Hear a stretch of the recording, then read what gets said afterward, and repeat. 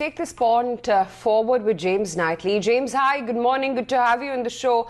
What's the sense that you're getting? Does it seem like we're headed in towards a stable world? And does it seem, monitoring the US indicators, that maybe the poison is close to getting out of the system? Yeah, I think the good news is the panic seems to certainly have subsided. I think this is more of a respite rather than the end of it all. I think we're going to have a lot of bad economic news to come, starting with Thursday's jobless claims in the US. I mean, we could see unemployment surge by more than 2 million in less than a week. So, yes, we've had the initial shock. We've had the initial policy stimulus or efforts to try and stabilize the situation from policymakers. But now we're going to get that bad economic news. And we just don't know how long it's going to be lasting. And that's the issue. Until we get clear or real good signals as to how long the crisis is going to last, I think markets are going to remain very, very nervous indeed.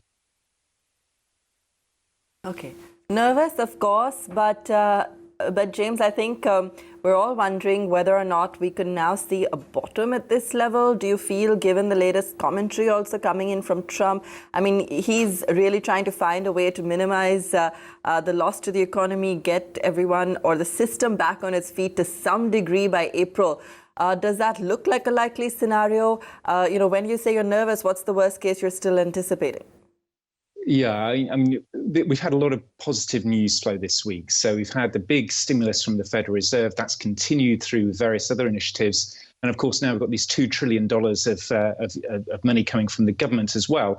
And then, of course, there's a lot of optimism that Donald Trump's going to really push and try and get the economy to reopen again in the next few weeks. I think there's still a lot of skepticism about that. The cases continue to rise, particularly here in New York. And I think, we are still very, very vulnerable to bad news on this situation that could delay or hold off any of that sort of reopening situation.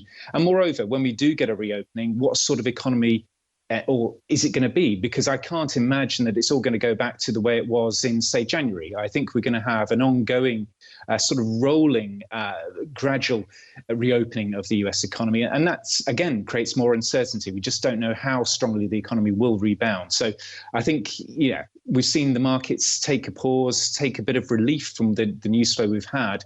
But there's still a lot of bad news that could actually come back. And I think the economic news flow is really going to reinforce that sort of caution. And we're going to get a lot over the next week. As I said, we've got those jobless claims tomorrow. We've got the key business surveys, these ISM, the Institute for Supply Management surveys next week.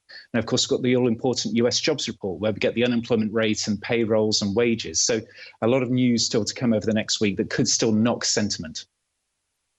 Let me also ask you, in the global perspective, James, given that there is so much uncertainty and there was a clear risk-off scenario now for many weeks, we've, of course, all of us seen and tracked closely how markets have responded to that. Were we to, see the impact of the stimulus down the line, would global emerging markets such as India stand a chance or look like they might benefit, to some extent on the back of the stimulus that's announced? Or would investors prefer at the moment to just stick to safer assets back home?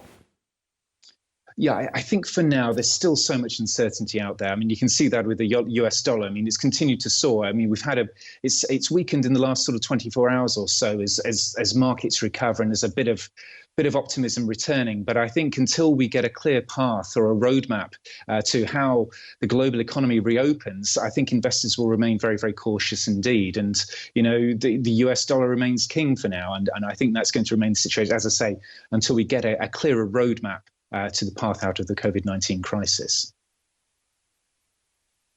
All right. So the US dollar, clearly, that's where the attention remains for now. And we've actually got a little bit of a move on oil as well at the moment, post that stimulus being announced. Thanks so much for joining us this morning, James, and talking us through, the likely impact. But